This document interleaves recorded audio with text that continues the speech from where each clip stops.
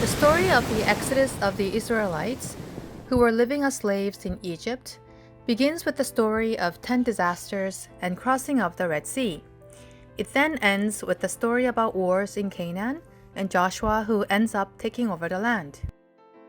In fact, the Israelites had a chance to enter Canaan only after a year of escaping Egypt. But they end up spending 40 years in the wilderness because 10 of the 12 spotters who were sent to Canaan said that they couldn't go to Canaan because they would die if they went there. Eventually, all the grown-ups who left Egypt ended up dying in the wilderness during the 40 years they spent there. Except for Joshua and Caleb. After exploring Canaan, they said that there was no need to be afraid and that God was going to give them the land. Today, we're going to hear the story of one of them, Joshua. The last moment came for Joshua, who had brought the Israelites into Canaan and led countless wars to victory. The people of Israel gathered in Shechem, where Joshua lived, in order to hear the last words of their leader, Joshua.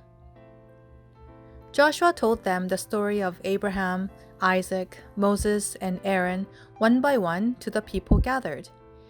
In particular, he focuses in detail on what happened when they escaped Egypt.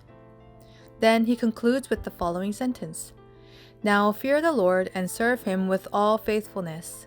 I tell you, serve only the Lord and God. Even if serving the Lord seems undesirable to you, myself and my household will serve the Lord."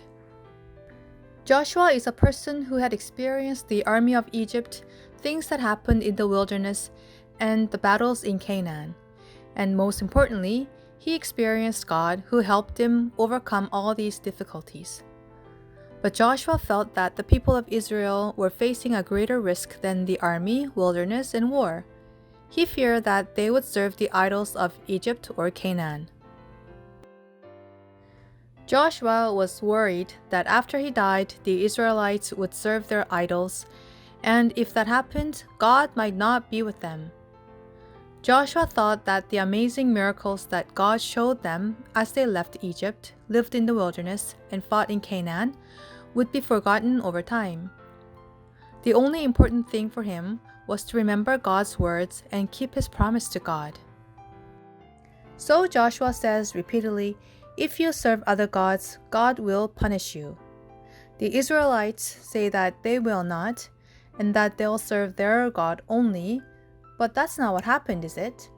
In the Bible, we read that after Joshua's death, the Israelites start to worship other gods, just as how Joshua had feared.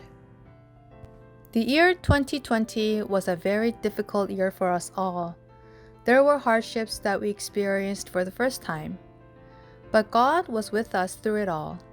After we overcome this difficulty, we will be able to say, "It was a difficult time, but we did not forget the word of God. God was with us as we remembered his words and worshipped him." Friends, I hope that we all remember how God has been with us in the last year.